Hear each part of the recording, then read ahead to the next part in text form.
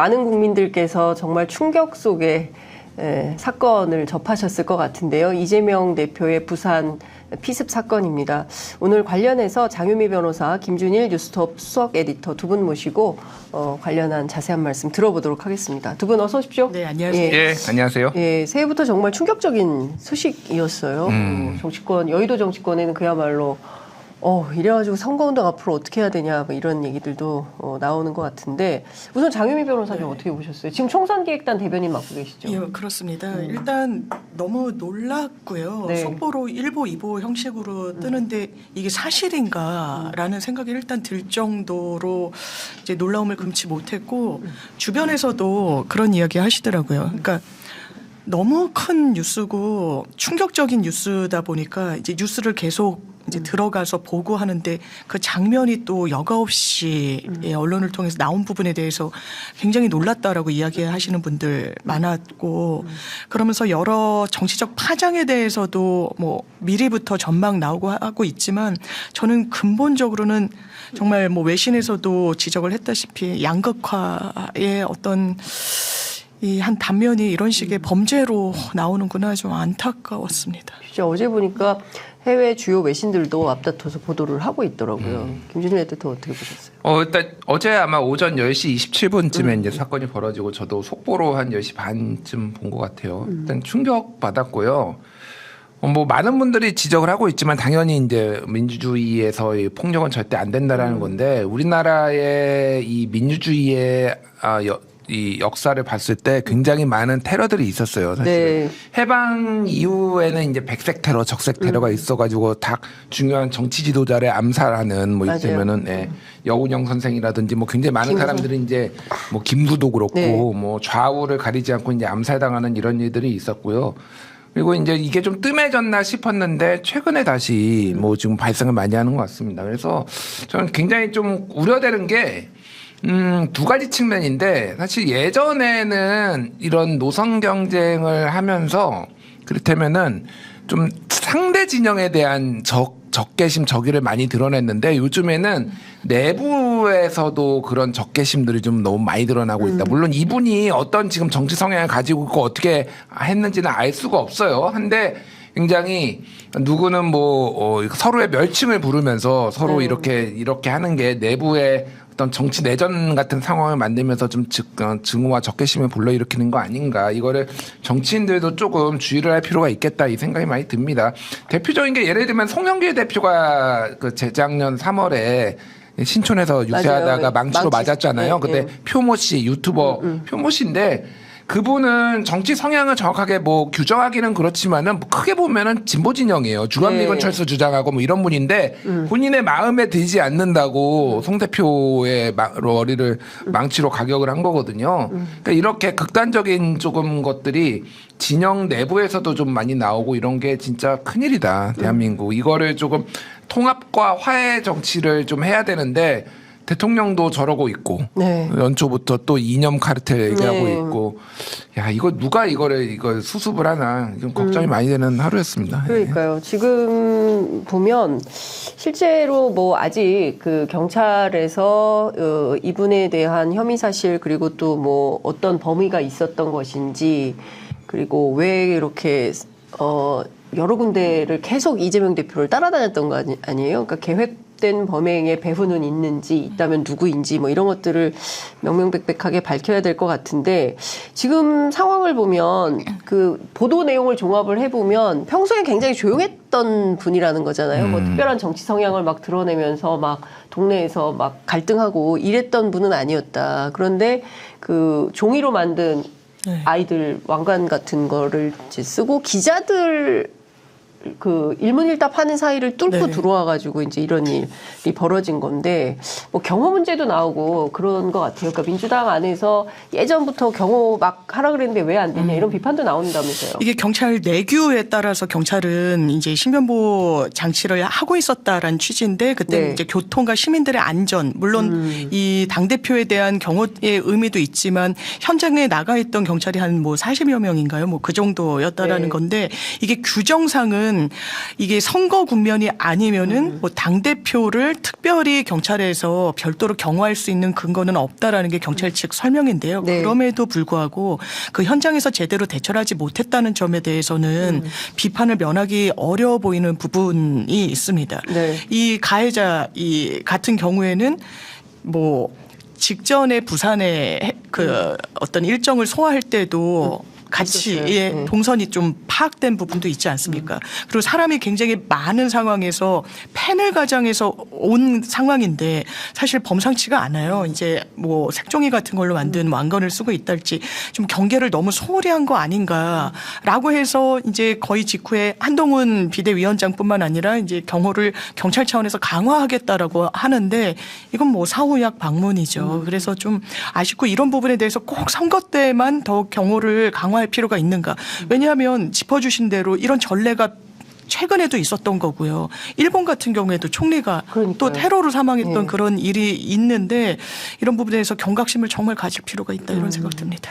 그러니까 우리 보면 사실은 그 일본 같은 우리는 비교적 평화롭고 사실은 이제 선거 공간이 열리면 그 정치인들이 대중과 더 적극적으로 스킨십하고 만나고 뭐 대중들이 만날 수 있는 뭐 사인해 주세요, 사진 찍어요, 뭐 김준일 에디터도 그런 분들 많죠 나가면. 예. 술 사주셔서 감사합니다. 술집에서 만나서 안주 주셔서 감사하다는 예, 말씀. 그러니까요. 뭐 그런 분도 있고, 저도 지난주에 아이들 엄마 모임이 있었는데, 어떤 분이 밥값을 내고 그냥 가셨어요. 물론 이제 금액이 크진 않습니다만. 예, 그래서 저도 너무 지금 감사합니다. 네, 여하튼, 저희가 보면 이런 일들이 있다. 그러니까 조금 알려졌다는 이유로 이렇게 환호를 받기도 하지만 경우에 따라서는 이 테러의 대상이 되는데, 경찰은 이 경호와 경비는 다르다. 그러니까 경비 인력은 있었지만 경호는 아니었다. 경호를 경찰이 담당하는 것은 아니었다. 이제 이런 얘기를 하고 있는데, 왜 이랬을까요? 근데 이거는 뭐 이제 경찰을 좀 질타할 수도 있는데 경찰의 현실적인 뭐 문제도 좀 그러니까 좀 우리 고려를 할 필요는 있어요. 그러니까 이 부분에 있어서는 그러니까 좀 제도나 법을 좀 바꿔가지고 전체적으로 예를 들면은 이제 국가 의전 서열 몇 위에 안에 들어가 있는 사람에게는 특정한 상황에서 어떻게 경호를 붙인다 이런 식으로 규정이 있지 않으면은 경찰 입장에서는 굉장히 많은 지금 경력 수요가 있거든요. 네. 여기저기서 지금 뭐 치안도 해야 되고 뭐 많은 일들이 경비도 서야 되고 그러는데 이거를 경찰한테만 뭐라고 하기는 좀 어려운 부분이 있고 네. 이게 굉장히 돌발적인 상황이잖아요. 그렇죠. 어떻게 보면 이게 네. 아무도 예상을 못하고 그러니까 더 충격적인 건데 차제에 그렇다라면은 이런 식으로 좀 제도를 좀 바꿀 필요는 있다. 정확하게 예. 규정에 따라서 움직일 수 있게 왜 이번에 못 막았느냐 이렇게 얘기를 하면 사실 할 말이 없는 거죠. 그러니까 정확하게 그때 경비 인력이 있는 거 온 거 맞고요. 네. 굉장히 많은 사람이 오고 혼잡하니까 사람들을 이렇게 좀 정리하는 역할로 온 거지 전문 경호 인력이 이제 붙은 건 아닌 거는 맞습니다. 네. 진짜 저는 천운이라고 생각을 하는 게 이게 동맥을 찔리지 않고 정맥을 찔린 게 이게 진짜로 생사의 갈림길이었다 이렇게 보면 될 것 같습니다. 그러니까 이게 그 사람이 접근하기가 어려웠고요. 그 상황을 보면은 가다가 그러니까 딱 제일 본인이 생각했을 때 가장 많이 접근했을 때 이제 이게 목을 그렇죠. 찌른 가격을 건데 한 거죠. 이걸 만약에 붙잡고 제대로 정타로 찌를 수 있는 상황이 됐다라고 한다라면은 이거는 동맥이 찔렸으면 쉽게 얘기를 하면은 심장에서 머리로 가는데 여기 핏줄이거든요. 네. 동맥은 심장에서 나와가지고 가장 이 혈압 압력이 높은 거라서 이제 분수처럼 나옵니다 이게. 근데 그때 20분 만에 도착했거든요. 그러니까 왜냐하면 앰뷸런스가. 여기가 일부러 늦은 게 아니라 워낙 외진 곳이라고 네. 하기도 하고 다른데 뭐 앰뷸런스가 나가 있어가지고 바로 못 왔다고 하는데 어쨌든 20분 만이면은 의료진이 현장에서 어떻게 대처하느냐에 달렸겠지만은 진짜 사망했을 수도 있는 그런 상황이었어요. 그래서 어쨌든 뭐 벌어진 일은 벌어진 일이고 앞으로는 그러면 지금 뭐 경찰에 지금 윤희근 경찰청장이 좀 더 각 당의 대표들한테 좀 사람 붙이겠다고 하고 있잖아요. 경호 인력. 네. 그게 좀 지금은 당분간은 유지되면 좋겠고 아까 말씀드렸듯이 그러면 경찰 내규나 이런 식으로 좀 정확하게 이거 규정을 좀 만들어 가지고 어떤 상황에서는 경호가 붙는다 이런 식으로 좀 해주는 게 좀 필요하지 않나 그렇게 보여집니다. 예. 부산대병원 관계자에 따르면 만약 경동맥이 손상됐다면 구급차가 도착하기 전까지 20분 고려하면 바로 그 자리에서 사망했을 가능성이 있다. 이제 이런 얘기가 나오고 있고요. 또 관련해서 선거 2주 그리고 공식 선거운동 기간이거나 만약에 당에서 신변보호 요청 안 하면 정당 대표는 경찰청의 전담 보호 대상이 아니라는 거고요. 예, 그리고 경찰청 훈령인 경호 규칙에 따르면 현직 대통령, 전현직 대통령, 국무총리, 국회의장 이렇게 소수만 경찰 경호를 받을 수 있다라고 되어 있습니다. 근데 저는 이런 건 어떻게 보세요? 이재명 대표 이제 경비 인력이 이제 41명이 있었던 거고 이 사건 터지자마자 경찰이 깜짝 놀란 것 같아요. 그래서 한동훈 위원장 그 경비 인력에 대구 경찰에서 240명이 투여가 됐습니다. 그러니까 그리고 이제 뭐 오늘 있을 이후의 일정들에 대해서도 이제 경호 인력, 경비 인력을 많이 이제 투입을 한다는 건데 이러면 또 민생 치안이 또 펑크가 날 수가 있잖아요. 그러니까 저는 이거를 이렇게 또 약간 이렇게 뭐 발생 사안에 대해서 대처하다 보면 또 딴 데가 빵꾸나 이런 방식이 계속 되풀이 반복되니까 이게 좀 걱정입니다. 경찰 인력은 한계가 맞습니다. 있고요. 현장에 나갈 수 있는 가동 인력도 제한이 돼 있는데 거기에 한 수백 명이 이제 특정 정치인의 계속 경호를 사실상 전담하게 된다면 아무래도 정말 민생 치안 그 현장에 나갈 수 있는 인력이 좀 부족한 부분도 분명히 있을 것 같아요. 200명이 넘는 인력 상당히 그게 적당한 수치인지라는 의문이 저는 1차적으로 들더라고요. 그래서 그 부분과 관련해서는 좀 조율이 필요하지 않나. 이 사건이 발생했다고 해서 즉각적으로 그래 우린 수백 명을 뭐 여야 할 것 없이 하겠어.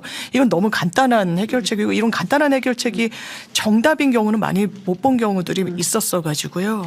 이거는 한번 좀 물음표가 남는 것 같습니다. 네. 근데 뭐 요거는 좀 오바죠. 오바는 맞는데 뭐 저는 그럴 수도 있다고 봅니다. 네. 이거 뭐 계속 1년 내내 뭐 240명이 붙어 있게 하겠습니까? 그리고 방금 전에 그 MBN이 단독 보도라고 올렸는데 네.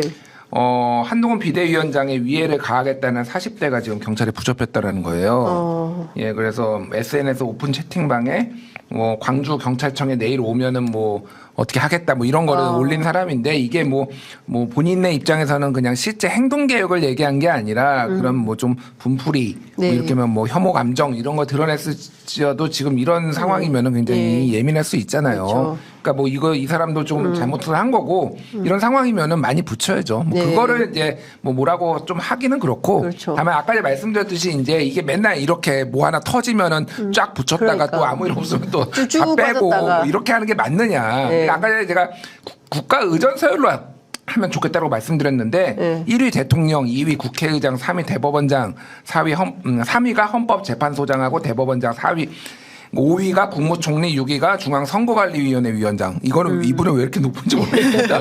7위가 여당 대표, 8위가 야당 대표예요. 교섭단체 야당 대표. 뭐 9위가 국회부장, 뭐 10위 감사원장. 그러면은 이거는 딱 시스템이 있는 게 맞는 것 같아요. 어디까지 딱딱딱 하겠다 이런 게 좀 갖춰지는 게 좀 맞는 것 같습니다. 그렇죠. 그러니까 근데 이상동기 범죄만 하더라도 네. 이게 한번 터지면 막 여기저기서 도처에 발생해서 이렇게 모방 범죄가 있죠. 예, 네. 범죄가 있잖아요. 그러니까 이런 문제들이 있기 때문에 이 부분에 대해서는 지금부터 선거 때까지는 좀 각별하게 경찰이 좀 살펴볼 필요는 있겠다라는 생각이 좀 드는데 변호사님이니까 네. 이거 좀 여쭤볼게요. 이분이 그러니까 벌써 1월 1일이죠. 네. 그때 노무현 전 대통령 참배 현장에도 나타났었고 그리고 작년에도 민주당 뭐 부산에서 네. 있었던 전세 사기 피해자들 네. 그 모임에도 또 나타났었고 그러니까 계속 따라다녔던 거예요. 그러니까 사실상 계획된 범행의 가능성이 굉장히 농후해 보이는데 그리고 스스로도 살해할 목적이 있었다.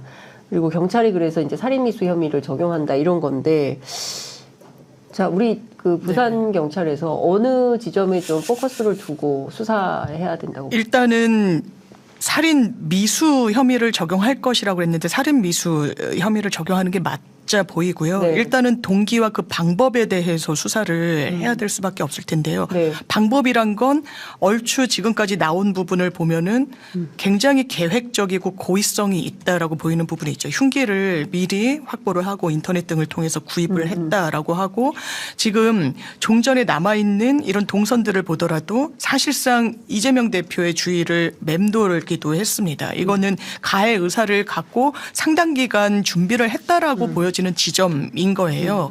그렇다면 그 범행의 수법과 방법과 준비 과정이 어땠는지를 살펴볼 필요가 분명히 있고요. 네. 더 중요한 건 또 동기인 겁니다.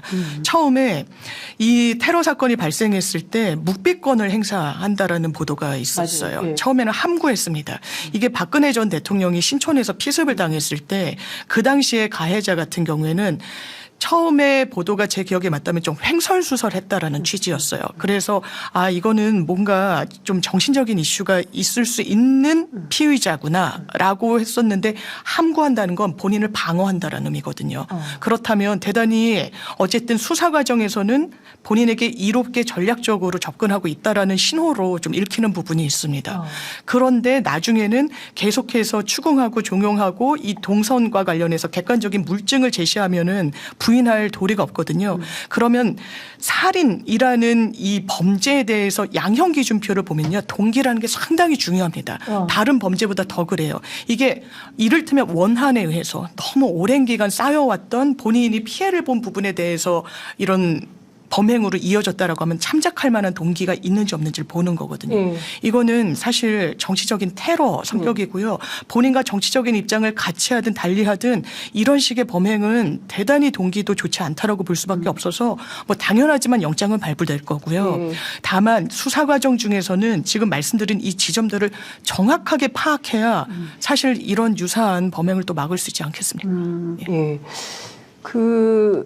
이런 것 같아요. 그러니까, 평상시에는 정치적인 의사표시가 전혀 없었다는 이제 주변 이제 탐문 취재를 통해서 확인을 한 것이고, 이제 앞서 말씀하신 대로, 이제 그 묵비권을 행사하고 있고, 그리고 이분이 이제 그 구청 공무원 출신이라는 거잖아요. 네. 그러니까,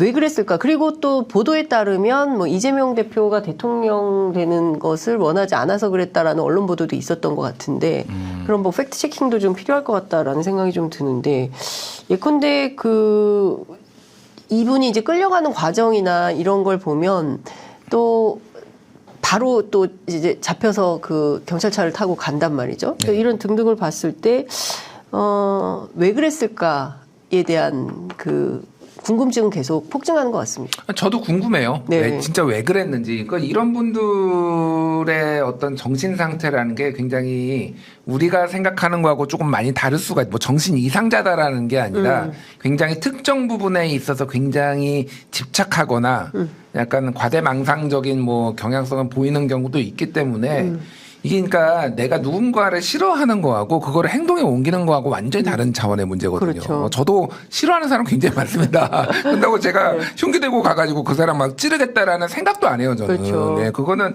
전혀 다른 차원의 문제니까 이거는 좀 면밀히 조사가 필요할 것 같습니다. 그래서 저는 뭐 여기에 있어서 굉장히 많은 전국의 이목이 집중됐기 때문에 경찰 조사가 뭐 이상하게 될 거다 이런 거를 예단할 필요는 없을 것 같아요. 네. 그냥 지켜보면 될 것 같고 경찰 입장에서도 너무 조심스러운 것 같습니다. 지금 그래서 언론 보도가 얘기가 많이 나오는 게 지금 MBC에서는 민주당 지지자가 아니다라고 네. 보도가 나왔고, 그러니까요. 그 언론 뭐 중앙일보나 이런 데에서는 민주당 당원이었다, 네. 당원이었다더라, 뭐 이런 얘기가 나왔습니다. 이거는 사실은 결국은 민주당이나 그 어느 특정 정당 소속이라면은 그 당에서 확인해 줘야 되는 거예요. 뭐 네. 국민의힘 소속이면은 국민의힘이 확인해 줘야 되는 거고 민주당이면 민주당 확인해 줘야 되니까 지금 정당들도 되게 곤란할 거예요. 지금 상황에서는 너무 기름을 붓는 것 같은 상황이 될 테니까 네. 경찰 조사를 좀 보면서 좀 우리 국민들도 좀 판단해 보셔야 될 것 같고 어쨌든 본인이 그 언론 보도로 나온 거는 죽이려고 했다라는 거 아니에요. 그렇죠. 그러니까 지충호가 저번에 박근혜 그 한나라당 대표를 2006년에 4월 때 그때 그 커터칼로 그은 그 짧은 커터칼로 그은 지충호가 10년 받았거든요. 징역 10년. 네. 근데 이거는 살해 의도가 있었다라고 본다라면은 저는 내가 뭐 법조 전문가는 아니고 우리 장윤미 변호사님이 계시지만 훨씬 더 중형의 처해제 가능성이 높지 않나. 그리고 이게 그 어떤 형태가 네. 경동맥을 이제 뭐 정맥을 찔렀지만은 결국 경동맥을 지금 노리고 한 범행이라면은 분명히 살해 의도도 입증되지 않을까, 좀 인정되지 않을까 그렇게 봅니다. 네. 이것 좀 여쭤볼게요. 그러니까 말 나온 김에 언론 보도에 대해서 좀 그러니까 첫 번째 포인트가 뭐였냐면 이분이 당적이 어디냐. 그러니까 그 민주당이냐 국민의힘이냐. 그러니까 그 왜 그랬을까에 이제 동의를 파악하기 위한 뭐 이런 차원이었겠지만 어쨌든 그게 나왔고 그다음에 이제 동아일보 같은 경우에는 이분이 과거에 국민의힘이 있다가 민주당으로 작년에 입당을 했다는 얘기가 있는데 그것을 민주당에서는 공식적으로 확인을 안 해주고 또 민주당 관계자들에 따르면 그런 당적을 가진 사람은 아니다. 뭐 이런 등등의 이제 확인되지 않은 내용들이 쭉 언론 보도로 나와 있고 또 오늘 아침 시선집중에 출연한 강선우 더불어민주당 대변인이 이재명 대표 피습 사건과 관련해서 그 어느 누구도 이재명 대표 괜찮으시냐 질문을 한 언론이 없었다. 씁쓸했다. 이제 이런 얘기를 하고 있습니다. 그러니까 이해는 합니다. 그러니까 당장 터진 사건이 있기 때문에 이 사건을 보도하고 그러면 이제 데스크가 쫙 풀어가지고 사회부 기자들 통해서 현장 가보고 그 사람 그러니까 그리고 사실은 이 개인정보가 다 나왔어요. 어제 어디 아산에 무슨 부동산이고 그분의 휴대전화 번호까지 쫙 확인이 돼가지고 일제히 이제 기자들이 취재하고 뭐 이랬던 내용들이 나왔는데. 우리 장 변호사님도 네. 과거의 기자. 네. 우리 김준일 그 에디터도 기자. 저도 네. 기자. 예. 세 기자가 앉아서 언론 얘기를 좀 잠깐 해봅시다. 네, 예. 저는 의도가 있다라고 생각해요. 왜냐하면 현장에 나가서 현장에서 습득한 팩트들을 조합해가지고 기사를 썼는데 너무 다른 거예요. 이를테면 중앙일보는 민주당원이라고 하더라. 민주당 지지자라고 하더라. 네. 한겨레 보도는 평소에 정치적인 언행은 거의 하지 않았다. 이거 너무나 상반되잖아요. 네. 그렇다면 여러 널려져 있는 사실관계 중에 언론사들이 취합을 한 거죠. 본인들의 어떤 프레임과 의도에 맞춰서 기사 작성이 됐든 전 전형적인 케이스가 아닌가라는 생각이 듭니다. 너무 상반되니까요. 똑같은 현장에서 똑같은 이 사실관계들을 조합했는데 반대되는 기사를 네. 썼으니까요.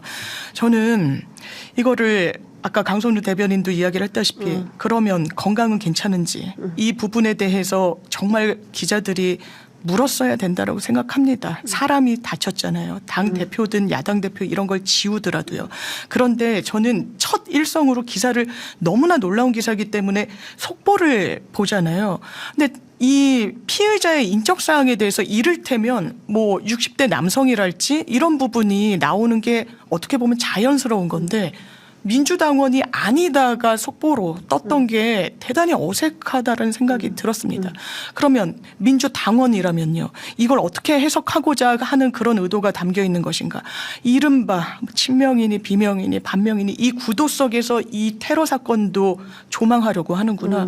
전 대단히 나쁜 태도라고 생각이 들어서요. 이거는 정말 동의하기 어려운 제목을 또 상당히 좀 자극적으로 뽑았다고 저는 생각하는데 민주당원이다. 이런 식의 어떤 보도 내용은 이거는 언론이 채택해야 되는 제목도 아니고 편집도 아니다. 이런 생각 듭니다. 예.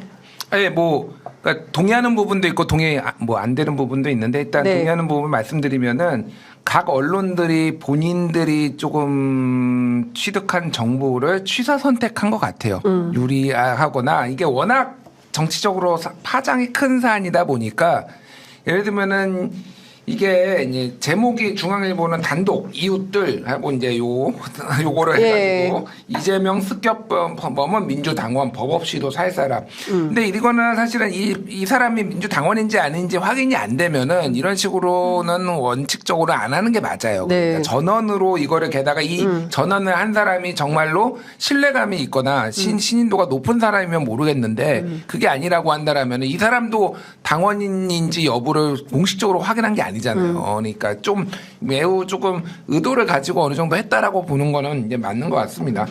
근데 다만 이제 강선우 대변인이 그거를 그렇게 아쉬움을 토로한 거는 조금 언론의 어떤 생리나 시스템을 좀 모르시고 한 것 같아요. 왜냐면 괜찮냐고 물어보는 언론이 하나도 없었다. 괜찮냐고 물어보는 거는요. 서울대병원에 물어봐야 되는 거예요. 왜 그거를 당에 물론 당에 전해 들으니까 당 대변인한테도 지금 상태가 어떠신지 좀 설명 좀 좀 해주십시오라는 건데 그거는 언론에서 각 기자들이 자신의 파트가 있는 겁니다. 사회부 기자는 거기에서 서울대병원에 지금 뻗치기 하고 있으면서 그거 지금 들으려고 지금 스탠바이 하고 있는 거고 정치부 기자는 정치부 회의를 해야 되는 거예요. 근데 이거를 당 대변인께서도 물론 슬픔에 잠겨 있고 그런 걸 아시겠지만은 언론에 대해서 이렇게 말씀하시는 거는 저는 적절치 않다고 봅니다. 그러니까 그런 거는 좀 그 하는 일에 대해서 좀 이해도를 높여주셨으면 좋겠어요. 예. 존중이 좀 필요하다. 그러니까 이런 거죠.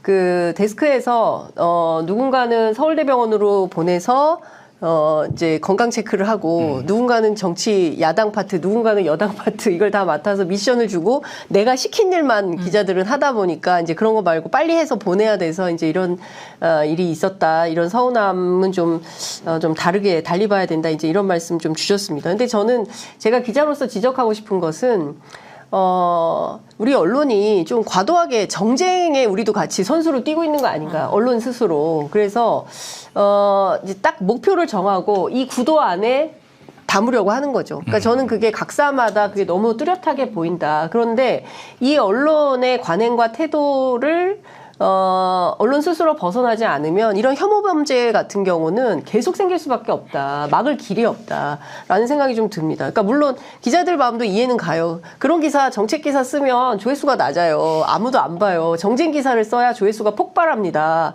그래야 동접률도 높고 유튜브도 잘 되고 그래서 서로 싸움을 부추기는 방향으로 갑니다라고 하는데 어떻게 해야 될까요? 고민입니다. 네, 진짜 고민이에요. 네, 정말 고민입니다. 이제 사회의 긍정적인 그 발전을 위해서 언론도 기여를 해야 되는 공적 기관인데 거기에 충실하고 있는지 좀 살펴볼 필요가 있을 것 같습니다. 홍준표 대구시장이 증오의 정치, 독점의 정치, 극단적 진영 대결의 정치가 낳은 비극이다. 이런 지적을 했습니다. 너무 공감하고요. 그런 것 같습니다. 제가 이 17대 국회를 출입했었어요. 열린우리당이었는데요. 그때를 돌이켜보면 이렇게 여야가 극한으로 치달았나? 이 생각이 들어요. 그 당시에는 대단히 노무현 전 대통령에 대한 이 모든 게 막 노무현 때문이다 이런 말이 유행할 정도로 그런 분위기는 있었지만 여야가 최소한 이런 식으로 혐오를 주고받았던 기억은 최소한 많이 나진 않습니다. 네. 그런데 지금 정치가 실종된 것 같아요. 서로 상대를 저는 개인적으로는 국민의힘 한동훈 비대위원장의 첫 일성이 상당히 아쉬웠는데 운동권 카르텔이라고 명명하면서 거의 뿌리 뽑아야 되는 대상이라고 했는데 저는 최소한 586이 한동훈 비대위원장한테 이렇게 폄훼받을 삶을 살아온 집단이라고 생각하지는 않습니다. 그런데 남을 적으로 규정하고 그러니까 이재명 대표가 이렇게 수술을 받고 긴급 수술을 받는 와중에 국민의힘의 송은석 의원은 부정부패 최정점에 있는 사람이다.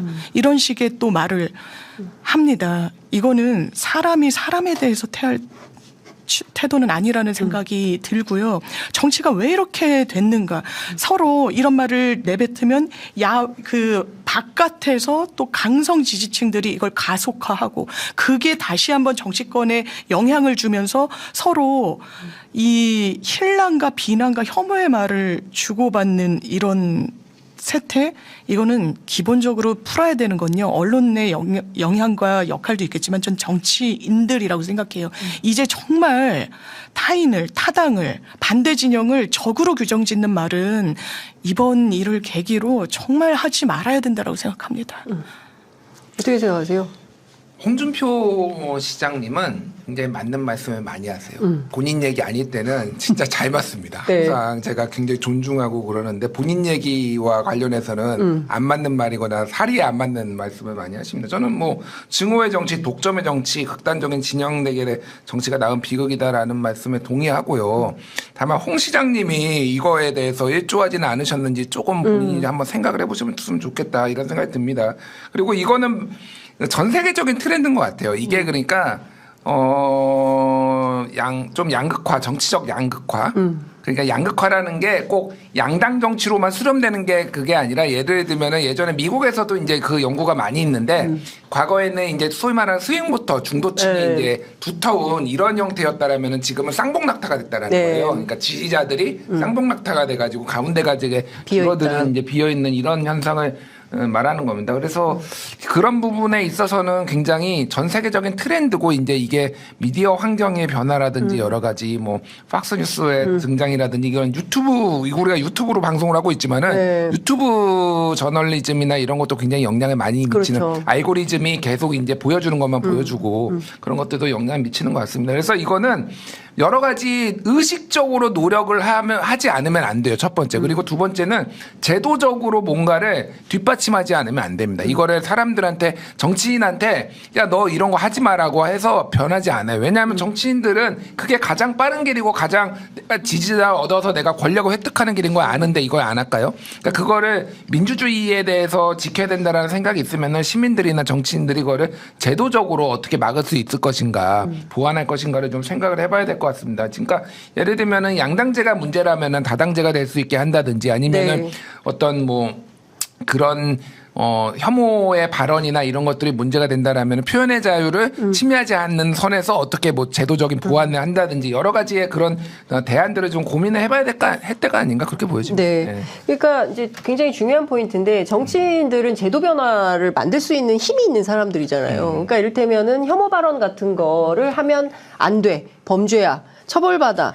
최소한 차별금지법 같은 거를 좀 어떻게 통과를 시켜서 제도화하는 노력 이런 게 좀 필요할 것 같아. 그러면 또 언론도 수능하고 그러면 안 되니까 벌 받으니까 또 그런 보도 자제하고 이렇게 되거든요. 근데 그런 게 없으니까 끊임없이 혐오 발언을 조장하고 뭐 이렇게 만들어 놓고 나중에 또 문제가 생기면 증오의 정치, 독점의 정치, 극단적인 진영 대결이 나은 문제야라고 또 남 얘기하듯이 한단 말이죠. 그러니까 저는 이런 것들이 정말 좀 그 근본적으로 좀 따져봐야 되는 국면이 아닌가라는 생각이 좀 듭니다. 한동훈 비대위원장이 일단 뭐 문병은 가겠다고 했어요. 또 어떤 일각에서는 이번 사건을 계기로 해서 윤석열 대통령과 이재명 대표가 뭐 문병을 가거나 이러면서 만나게 될 가능성 뭐 이런 것들도 있지 않겠냐라는 전망도 하는데 어떻게 보십니까, 장혜영 변호사님? 저는 박근혜 전 대통령 그 당시 이제 당 대표 피습 사건 때 아마 노무현 대통령이었을 텐데 거의 주요 정치 일정을 다 하지 않았던 걸로 기억합니다. 네네. 그런데 좀 아쉬운 거는요. 문병 가겠다라고 하고 이런 일이 있어서는 안 된다라고 했지만 그 당 행사를 주최할 때 한동훈 비대위원장이 이제 이재명 대표 피습 이야기를 들었을 때 일부 당원들은 쇼다 이렇게 외쳤다라는 보도가 있죠. 자작극이다라는 취지로 지금도 일부 극우 유튜버에서는 생성을 하고 있다라는 겁니다. 네. 이런 거 한동훈 위원장이 정확하게 짚어주고 문제 제기를 한다면 저는 좋겠다라는 생각이 들고요. 한동훈 비대위원장도 정치 신인이죠. 그렇다 보니까 본인의 어떤 발언으로 이건 정치 테러고 당연히 있어서는 안 될 일이다라고 했지만 그 뒤에는 건배사를 했다라는 거 아닙니까? 이 국민의힘의 총선 승리를 위한 어떤 염원을 담은 좀 적절해 보이지는 않습니다. 그래서 이번 일을 계기로 좀 양당 공이 좀 점검해야 될 걸 점검하고 넘어가면 좋겠다 이런 생각이 듭니다. 그러니까요. 그러니까 근데 분명하게 국민의힘이 태도를 좀 취하고 그리고 이런 정치가 되풀이되지 않도록 하겠다라는 태도 전환, 태세 전환 이런 것들이 좀 나오면 좋은데 기대하십니까? 사람이 안 바뀝니다. 원래 제가 기대를 잘 안 해요. 윤석열 대통령의 기대가 없습니다. 60평생을 그렇게 살아온 분인데 60 넘게 안 바뀌고 한동훈 비대위원장은 술도 안 하는 분이에요. 네. 네, 건배사를 이 상황에서 뭐 술을 좋아해서 하셨을 리도 없고 그러니까 정무적 감각에 떨어지는 게 딱 이런 거예요. 그러니까 이분이 정치를 안 해보고 그냥 뭐 사람으로서도 사실은 이해 안 하면은 안 하는 게 당연하겠지만은 네. 그러니까 그냥 그게 슬픈 감정이 막 솟구치지 않더라도 이게 정치적으로 무슨 욕을 먹을지를 판단해야 될 거 아니에요. 그렇죠. 여기서 자, 뭐 총선 승리를 위해서 건배합시다 이렇게 하면은 이게 어떻게 사람들한테 비춰지고 언론 보도가 나올지. 그러니까 저는 한동훈 비대위원장이 포텐셜이 있다라고 보는데 이런 본인 스스로 혼자 하려고 하는 게 되게 나중에 독이 될 거다. 비대위원 구성도 보십시오. 네. 한동훈한테 쓴소리 한 마디도 할 수 없고 정무적인 의견을 조언할 수 있는 사람이 단 한 명도 없어요. 거기에는. 네. 다 민주당의 뭐 반명특위, 반민특위에서 민주당 까는 사람들 아니면은 네. 잘 돌보는 사람들. 네. 청년들 돌보고 뭐 의사 들어가 있고. 그러니까 정치인이 있어야죠. 당대표인데. 왜 정치인이 없습니까? 당 지도부에. 그러니까 이런 게 저는 리스크고 만약에 있었으면은 제대로 된 당 지도부 있었으면은 여기서 건배사 하지 말라고 했을 겁니다. 그러니까요. 예, 그러니까 이거는 정무 판단이 안 되는. 예, 정무 판단이 안 되는 거고 두고두고 리스크가 될 거예요. 조금 지금이라도 정무적 기능은 보완을 하는 게 맞겠다. 네, 예. 알겠습니다. 오늘 아침 민주당 최고위원회 오전 9시 30분부터 열리고 있는데 홍익표 대표가 쌍특검 거부를 하면 모든 법적 조치를 검토하겠다라는 입장이 나와 있습니다. 그리고 윤석열 대통령은 김건희 특검을 비롯한 쌍특검 거부권을 행사하면 중대한 국민적 도전에 직면하게 될 거다라고 이제 경고를 했는데요. 이 와중에 그 다른 정치 일정들은 다 수년이 되거나 미뤄지고 있는데 윤석열 대통령의 그 거부권 행사는 즉시한다. 국회에서 이송되면 바로 한다라는 입장이 어제 대통령실에서도 나왔거든요. 이 점은 좀 어떻게 보세요? 완전히 역행이고 오답을 전 체크하고 있다라고 생각해요. 네. 뭐 윤석열 대통령은 모르겠습니다. 본인의 부인 리스크니까 거부권 행사 그리고 어쨌든 용산의 대변인도 원래는 제의 요구권이라는 게 헌법상 정확한 용어인데 거부권이라는 용어를 또 사용했죠. 그것도 좀 부적절하긴 한데요. 즉각적으로 이렇게 할 국면인가? 이거 총선에 상당한 악재가 될 겁니다. 그러면 한동훈 비대위원장에 거는 기대가 있었죠. 비대위 출범하기 전에 보수 언론에서도 가이드라인을 제시했죠. 네. 이거는 받아야 된다라는 취지였습니다. 안 그러면 살 길이 없거든요. 이건 정답과 거의 오답이 있는 문제거든요. 이거는 민주당이 판별하는 거 아닙니다. 국민 여론이 판별하는 겁니다. 김건희 여사만 어떻게 성역이 될 수 있겠습니까? 한동훈 비대위원장 이렇게 얘기했어요. 처음에. 이 부분 악법이라고 하면서도 여지를 열어뒀습니다. 국민은 모두 법 앞에 평등하다고. 그러면 특검을 받으려나? 이런 최소한 어떤 조정안을 통해 가지고 협상안을 통해 가지고 총선 뒤로 미루자라고 그러면 우리가 받겠다라고 대안이라도 제시하려나? 어느 것 하지 않았습니다. 그리고 기자들이 계속해서 묻습니다. 김건희 특검에 대해서 어떻게 생각하냐고. 민주당이 그렇게 시키냐고 반문했어요. 다시 한번 묻는 기자에게는 그건 당신 개인 의견이라고 그랬습니다. 저는 이건 언론의 모독이자 모욕이라고 생각하고요. 네. 취할 태도가 아니라고 생각합니다. 그러면 모르겠습니다. 윤석열 정부에 이런 정치적인 비극이 일어나서 모든 일정을 잠시 보류해달라고 이야기하는 게 관철되지 않을 순 있겠으나 지금 김건희 여사 특검법을 속도내서 거부권 행사하고 하겠다? 이거는 역풍 맞을 겁니다. 지금 그 한동훈 장관이 밀고 있는 단어가 동료 시민인데 그동안 없던 말을 이제 한국에서 하고 있는 건데 동료 시민 70%가 찬성하는 김건희 특검법을 또 악법이라고 그러고 있잖아요. 그러니까 이 모순적 상황을 김준일 에디터는 어떻게 해석하십니까? 제가 최근에 국민의힘으로부터 고발당했어요. 고발당했어요? 네. 어제 보도자료도 냈어요. 김준일 고발하겠다고. 그 내용이 이제 뭐냐면은 뭘 고발해요? 저는 뭐 사적 감정 이런 거 없고요. 저도 싫어하는 사람 좋아하는 사람 있지만은 방송은 그냥 있는 대로 합니다. 그 내용이 뭐였냐면은 1월 1일 날 JTBC에 방송에 나갔어요. 네. 김건희 특검법 얘기가 나왔어요. 네.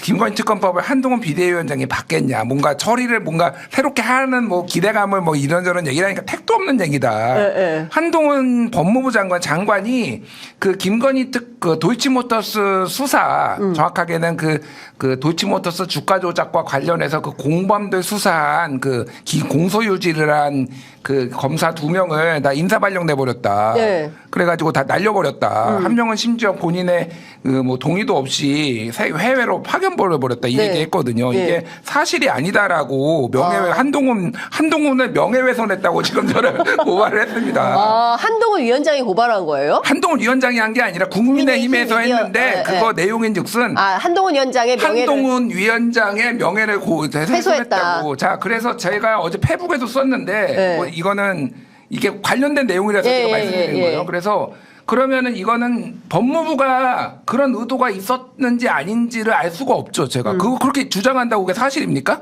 그러면은 검사들한테 인사 소환수리 받잖아요. 그러면은 2022년도에 그러면 소환수리 받았을 때 네. 그 두 명의 검사가 내가 인천지청에 가겠소, 대전지청에 가겠소라고 썼는지 여부를 정보공개 청구해서 행정소송하겠다. 그리고 그 세계은행 보낼 때 그러면은 그거 검토하거든요. 네. 검사들이 네. 법무부에서 검토하면은 그러면 이 사람하고 다른 경쟁자들하고 점수가 몇 점이었는데 이 사람이 지원을 했는지 네. 그리고 그 몇 점이 나왔는지 이거를 다 정보공개 청구를 내가 해가지고 그러면 CCBB를 가리겠다라고 제가 지금 예고를 한 상황입니다. 그래서 네. 의도치 않게 법무부하고 지금 제가 붙게 생겼어요, 지금. 왜냐면은 네. 제 명예를 지켜야 될 거 아니에요. 제가 네. 없는 얘기로 한 것도 아니고 저는 제 의견을 얘기를 한 거고 이런 게 말도 안 되는 일이 벌어졌으니까. 근데 그 시절에 그런 얘기가 되게 많이 나왔어요. 언론 보도로 엄청 나왔고 나왔던 거기에 얘기인데. 대해서 법무부는 사실이 아니다라고 아니다. 얘기를 했는데 법무부가 사실이 아니라고 얘기한다고 이게 되는 게 아니잖아요. 그렇죠. 그러니까 이거는 그러면 CCBB를 다뤄보고 제가 그래서 유능한 변호사님을 찾고 있습니다. 같이 정보공개 청구 소송을 같이 하신 네. 변호사님을 제가 유능한 찾고 있고요. 변호사님은 김준일 에디터에게 연락 바랍니다. 앞에 계신 장민희 변호사님. 장민희 저도 변호사님. 후보군에 넣어주시면. 아, 예. 아니 이런 사건에 어떻게 봐야 돼요? 일단 피해자 한동훈 아니겠습니까? 네. 그리고 명예훼손은 기본적으로 요건이 두 개로 나눠집니다.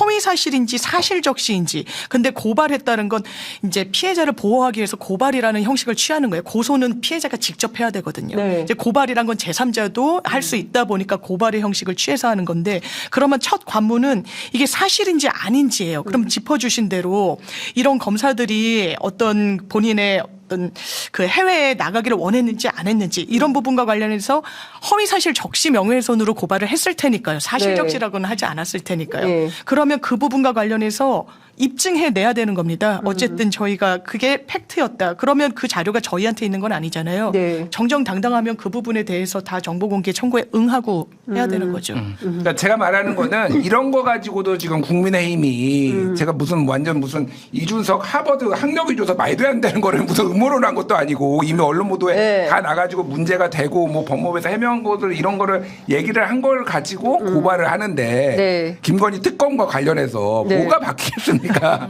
한동훈 비대위원장이 뭘 새로운 걸 할 수 있겠어요. 갑자기 이거는 참- 그냥 묻어가는 거예요. 예. 그러니까. 아니 근데 저는 이런 생각이 좀 듭니다. 아니 그 김준일 에디터한테 설명할 수 있어요. 아 우리 뭐 이런 언론 보도가 이렇게 나왔지만 법무부 내부에서 선은 이렇고 후는 이렇고 이러니까 다음에 어디 출연하실 때 이런 내용 이렇게 교정해 주세요. 라고 요청하면 안 받겠어요? 받겠어요? 저는 뭐 합리적 설명이면 다 받아서 듣죠. 보도합니다. 예. 그러니까 기자들은 들어보고 합리적으로 판단이 되면 보도합니다. 그런데 그 내용이 합리성이 없다. 그럼 또 비판을 하는 거죠. 근데 그게 이제 기자들의 생리인데 그걸 갖다가 무조건 그냥 벌써 뭐 고소하고 고발하고 뭐 이러면 물론 김진일 에디터처럼 용기 있게 행정소송을 얘기하는 사람들도 있지만 대체적인 그 현장 필드를 뛰는 젊은 기자들은 위축되지. 위축됩니다. 함구하게 되죠. 예, 함구하게 되고 선배들한테 아 저 이 기사 못 써요. 선배가 쓰세요. 막 이런 게 이제 도처에서 벌어진다고 하는데 저는 이런 방식으로 하는 게 옳은가에 대한 문제 제기를 안 할 수가 없습니다. 아니, 그러니까요. 아니, 그러니까 문제가 있으면은 뭐 얘기도 할 수 있고. 그렇죠. 그 법무부는 심지어 해명 자료도 냈어요. 그래서 유감이라고 저한테 법무부에서 고발을 한 것도 아니고. 네. 그럼 국민의힘에서 왜 이거 한동훈을 대리해서 예, 고발한지 예. 모르겠고. 한동훈 위원장이 들었나? 아, 모르지. 그러니까 뭐 그래서 저는 이거는 그러니까 사람 물러봤는데 저는 그런 사람 이런 걸로 네. 위축되는 사람 아닙니다. 저 끝까지 네. 갈 거고요. 네. 이거 만약에 제가 무혐의나 이제 무죄 나오면은 저 고발한 분들 다 제가 무고죄로 다 형사 소송할 거예요. 그래서 네. 이런 걸 이런 식으로 표현의 자유 그렇게 자유를 수십 번 외치고 그렇게 윤석열 정부가 하더니 언론인들 이렇게 다 겁박하고 이게 고발할 사안입니까 솔직히 그러니까요. 이게? 예. 그러니까 그러니까 저도 뭐 국민의힘에서 뭐 적지 않게 고발하자니 요즘 근데 내가 듣는 게 네. 장성철하고 김준일하고 장윤선 그 방송을 다 모니터링하는 전부 고발하려고. 뭐 어떻게 고발하려고? 하면 잡아가지고 얘들을 그래서 이것도 사실 그렇게 많이 보는 방송도 아니었어. 아닌데 장르만 여의도는 거의 동접도 아, 그때 많았다고 근데 그러더라고요, 그 우리 프로는. 최고 찍었어. 나랑 최고 찍어요. 장성철 나왔을 때 역사상 최고 찍었는데 어쨌든 별로 많이 보는 방송도 아닌데 그거 찾아가지고 그거를 구제 고발을 한 거야. 그러니까 피곤하다. 진짜 이러지 맙시다. 이러지 맙시다. 네, 이러지 맙시다. 나는 진짜. 끝까지 싸워 진짜. 경고했어 이미. 나는 다 고발할 거야. 나는 예, 무고죄로. 그러니까 이제 진짜 정말 그러니까 현장에서 그 한 땀 한 땀 취재해서 보도하는 기자들이 때로는 아니 100% 맞는 보도는 네. 없어요. 그럴 수도 없습니다. 우리가 수사권이 있거나 이러지 않잖아요. 그리고 필요하면 항상 저희는 반론권을 보장해 드립니다. 그러니까 지체 없이 법무부, 검찰, 뭐 김준일 대표의 그 이 있다 하시면 내일이라도, 아니 오후에라도 나오십시오. 예, 오후에라도 나오셔서 설명할 수 있는 기회 드리고 필요하면 저희가 맞수 토론도 붙이겠습니다. 예, 그러니까 하여튼 열려 있다. 창은 항상 열려 있으니까 이 열려 있는 창을 확인하시면 좋겠다는 말씀 좀 드리겠습니다. 그 거부권 행사하면 역풍 맞는다고 네. 우리 장유미 변호사님께서 얘기를 하셨는데요.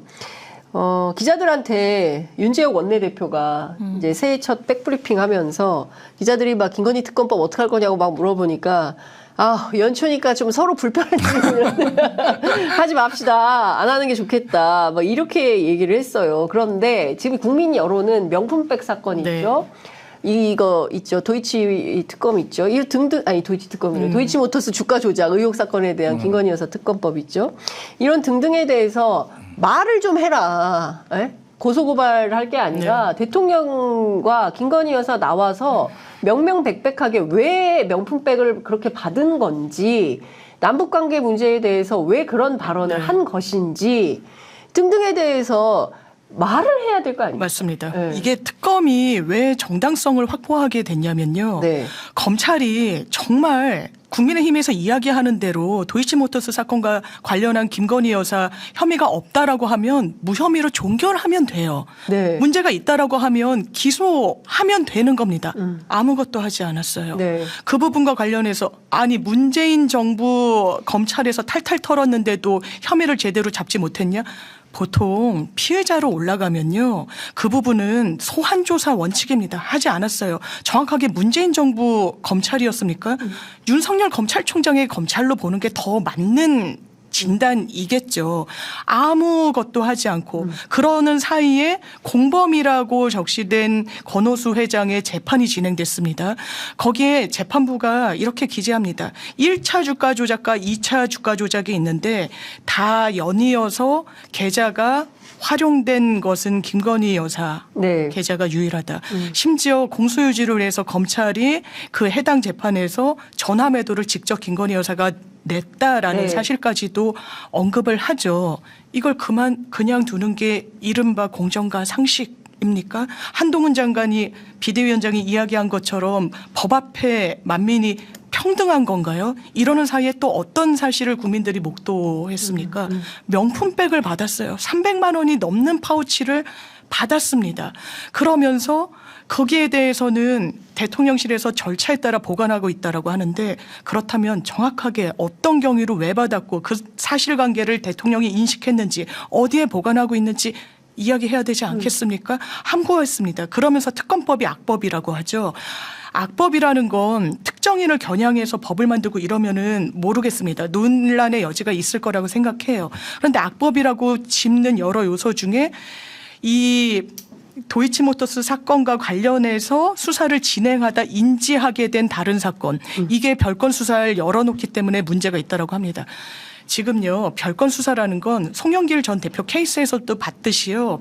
돈봉투 수수에서 시작했지만 어떤 정치자금법 위반 혐의로 갈 수 있는 겁니다. 인지하면요. 이건 통상의 수사 절차예요. 다만 별건으로 인지한 수사도 법원으로부터 압수수색 영장을 정확하게 받아서 집행하면 이거는 별건 수사라고 해서 부적 그리고 불법 수사가 되는 건 아니거든요. 이건 네. 통상의 수사 절차예요. 동의하기 어렵습니다. 그래서 저는 국민들이 왜 여기에 대해서 의구심을 갖고 특검에 찬성하냐면 이런 의문점을 국민의힘이 해소하고 있지 못하고 대통령께서 함구하고 있기 때문이라고 생각합니다. 네. 다른 걸 떠나서 보론으로 딱 한마디 하면은 왜 검사들은 결론을 안 내릴까요? 그러니까. 안 내리는 이유가 있어요. 예. 자기가 결론 내리고 정권 바뀌면은 감옥 갈 것 같으니까 다 알거든. 검사들이 제일 잘 알아. 네. 이거는 예. 증거가 빼박이야 너무 많아 솔직히. 예. 그동안 그래서 그 2명의 인사발령 나고 1명 세계은행 가고 1명 인천청으로 간 그 검사들이 네. 다른 공범들 주범들 공범들을 공판할 때 그 증거 자료 보여주면서 김건희 여사 계좌가 나온 거잖아요. 그렇죠. 그 검사들이 오히려 온몸으로 새로운 저항- 사실을 얘기를 한 거죠. 온몸으로 저항을 한 거예요, 사실은. 네. 이게 자기 검사들이 거기에 의식 있는 검사들이 보기에는 말도 안 되는 거거든. 이거 김건희를 지금 이거를 뺀다고 네. 말도 안 되니까 자기가 기소를 할 수는 없으니까 이런 증거를 보여준 거고 네. 그 사람들이 이제 거의 이제 이거는 제 추론입니다만은 거의 맞을 거예요. 그렇게 네. 이제 배척이 된 거고 그 다음에 온 검사들 입장에서 보면은 야, 증거가 이렇게 많은데 이거를 무혐의를 불기소로 한다고? 이거는 나중에 어떤 식으로도 문제가 됩니다. 그럼 본인이 커리어가 날아가는 거예요. 그러니까 네. 못 내리는 거야. 네. 그러니까 무한정 늘어지는 거야. 그러니까 이걸 특검을 어떻게 안 할 수가 있어, 네. 이거를. 그러니까 말도 안 되는 뭐 전 정부에서 뭐 수사를 했는데 네. 뭐 어쩌네 이런 얘기는 다 헛소리고 네. 중요한 거는 그겁니다. 어쨌든 저는 뭐 윤재호 원내대표의 그 마음을 10분 이해합니다. 말하기 싫어 죽겠어. 이게 자꾸 기자들이 물어봐. 말만 하면은 표가 떨어지는데 네. 어떻게 말을 하고 싶겠어요. 네. 그 마음은 이해를 하는데 피한다고 될 일이 아니잖아요. 그렇죠. 이게 피한다고 될 일이 아니고 본인들이 선택을 하고 이제는 입장을 정리를 해야 돼요. 그렇죠. 예, 그러니까 뭐 그 시간이 다가오고 있다. 뭐 이제 어떻게 할 건지 악법이라고 계속 보셔서 할 건지 한번 뭐 판단해 보시기 바랍니다. 네. 특검을 거부하는 자가 범인이다. 누가 했던 말입니까? 예. 그리고, 죄가 있으면, 아니, 그러니까 누가 됐든 성역은 없어야 되잖아요. 그러니까 누가 됐든 범죄 사실이 있을 때, 최소한 서면 조사라도 하고, 예? 소환 조사라도 있고, 그리고 어떤 내용들이 있었는지, 앞서 말씀하신 대로 있으면, 있는 대로 없으면 무혐의 처리하면 됐는데 그걸 안 하고 뭉개고 있으니까 그 도대체 몇 년이나 이 수사를 뭉개고 있는 것이냐에 대한 국민적 비판과 비토가 있는 거 아니겠습니까? 근데 그 부분에 대해서 계속 그냥 미루다가 이제 총선용이라고 질타하는데 사실은 총선용으로 만든 것도 국민의 힘이에요. 원래 패스트트랙 태우지 않고 초장에 작년에 만약에 이 법이 통과됐더라면 벌써 끝났을 특검입니다. 그런데 그거를 차일피일 미루다가 여기까지 온 거고 마침내 지금 오늘 저희가 이 얘기를 안 할 수가 없는데 저는 진짜 너무 심각한 게요. 국무회의까지 연기를 하지 않았습니까? 아니 김건희 여사를 방어하기 위해서 국무회의까지 연기를 해야 됩니까? 이게 정상적인 국가 운영의 시스템이라고 말할 수 있습니까? 공정과 상식이라고 얘기할 수 있나요? 한 사람의 개인을 방어하기 위해서 국정 운영이 흔들리고 국무회의가 연기되고 오로지 모든 것은 여기에 포커스가 맞춰져 있다면 아니 평범한 일상을 사는 시민들이 동의할 수가 있겠습니까? 저는 이 점에 대해서 그냥 넘어갈 수가 없다. 저는 그냥 넘어갈 수 없다고 생각합니다. 이게 동료 시민이라고 하고 말에 상찬을 벌이는데요. 그걸 채워나가는 건 강론 아니겠어요? 네. 정말 그렇다면 동료 시민의 눈높이에서 국정 운영을 하고 현안에 대해서 처리하는지를 지켜보는 거 아니겠습니까? 너무나 정반대로 간다. 그리고 왜 이 정부에서는 김건희 여사가 이렇게 많이 소환되는가? 뭐 결혼 전에 있었기 때문에 문제가 없다? 그 발언은 정당성이 없다라고 생각합니다. 뭐 결혼 전이어서 대통령이 몰랐다고 하지만 얼마나 엄호를 했습니까? 네. 그러면 꼬리를 끊든가요. 그거는 김건희 여사가 알아서 처리해야 될 문제라고 하지 않고 사실 정권 차원에서 엄호하고 있는 거 아니겠습니까? 저희는 거기에 대해서 또 뭐 김정숙 여사에 대한 고발로 맞불을 넣는다? 저는 끝까지 이런 부분이야말로 무고로 한번 짚어봐야 된다라는 생각이 들고요. 네. 김건희 여사 아까도 언급이 나왔지만 이제는 내가 남북 관계에 대해서 관심을 가져보려고 한다는 취지로 이야기합니다. 그리고 영상에 담긴 걸 보면 뭔가 금융위원이었나요? 거기에 대해서 인사청탁을 받는 것처럼 합니다. 전화를 받고 메모를 하니까요. 네. 언론 보도에 따르면 실제로 그 즈음에 그 직후쯤에 이 교체가 있었다라고 나오고 있고요. 점점이 이어졌지만 이 점을 이었을 때 그 윤곽이 어떻게 드러나고 있습니까? 대한민국을 정상국가로 가동시키는 것과는 반대하는 방향이에요. 이걸 누가 초래했습니까? 윤석열 대통령이에요. 그래서 저는 너무나 안타깝지만 새해 들어서 계속해서 제 머릿속에 떠오르는 키워드는 퇴행입니다.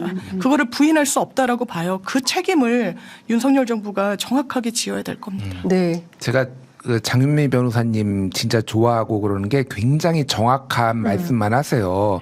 근데 한 가지 단점이 있는데 노잼이야. 큰 내가 좀 단점이네요. 큰 단점. 너무 이렇게 진지하고 노잼이에요. 제가 좀 재밌게 얘기를 했어요.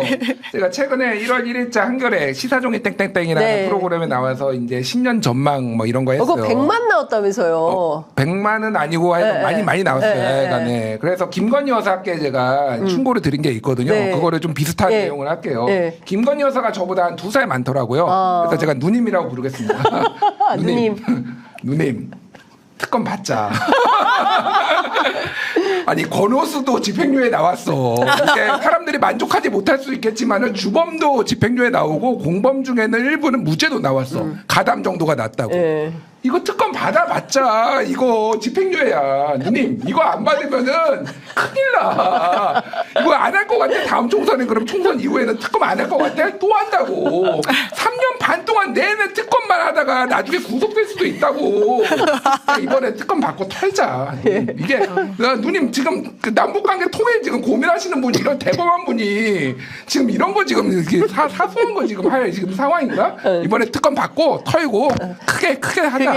남북관계 통일에 기여하는 그럼. 여사 영부인으로 남자. 역사에 남는 영부인이 되고. 누님 부탁드립니다. 예, 그러니까요. 아, 저도 한동훈 위원장한테 부탁하고 싶어요. 어떤 거? 동료 시민들이 원하는 방향으로 정치 좀 하면 좋을 것 같아요. 동생이던데 저보다. 한동훈 위원장이 저보다 2살 정도 동생, 3살인가 동생이 73년생이죠. 동생인 것 같아요. 예, 동생. 좀 동료 시민들 뜻깊게 좀 해주시면 좋겠다라는 당부 말씀 드립니다. 댓글이 너무 참, 웃겨. 예. 동묘 시민이라던데. 동묘역 시민들이에요. 동묘역 사는 사람들만 진짜 이러면 안 된다라는 생각이 좀 듭니다. 이제 마무리를 좀 해야 될 것 같습니다. 여하튼 저희가 연초부터 정말 새해 벽두부터 끔찍한 그 정치 테러 현장을 목격을 하고 결코 야당 대표도 안전하지가 않은 대한민국이라면 도대체 대한민국의 안전 지수는 어디로 가는 건가? 세월호, 이태원 참사, 평범한 시민들 그리고 야당 지도자. 유력한 정치인, 경우에 따라서 또 유명한 셀럽들도 그 테러의 대상이 될 수 있는 나라라면 과연 안심하고 살 수 있는 것인가. 그러니까 이상동기 범죄도 너무 무섭지만 무서워서 산을 못 가잖아요. 평범한 시민들이. 이게 제대로 된 나라인지 묻고 싶습니다. 답답한 마음인데요. 자, 마무리하는 차원에서 끝으로 꼭 하시고 싶으신 말씀 한 말씀씩 듣고 마무리하겠습니다. 저 새해에도 장윤선의 취재 편의점에서 불러주셔서 감사하고요. 예, 일단 대단히 엄혹한 시기인 건 맞아요. 이제 정치가 회복되는 한 해가 됐으면 좋겠다. 이런 말씀 드리고 싶습니다. 네. 장윤미 변호사도 저도 노잼이에요. 조금 더 재밌네. 아니, 매불쇼에 못 나가, 노잼. 그래서 안 불러주시는군요. 네, 우리 재밌는, 예. 저는 재밌는데 최욱이 안 부르더라고요. 변모 씨 때문에. 걔가 또 나 소송 걸었잖아. 걔가. 이게 왜 이렇게 날 괴롭히는 사람이 많아. 그러니까. 진짜. 그만 좀 괴롭히십시오. 이렇게 말씀드리겠고. 네. 새 벽두부터 대한민국의 현실을 정확하게 보여주는 사건이 벌어져서 굉장히 안타깝고 유감이다 이런 생각이 많이 들고요.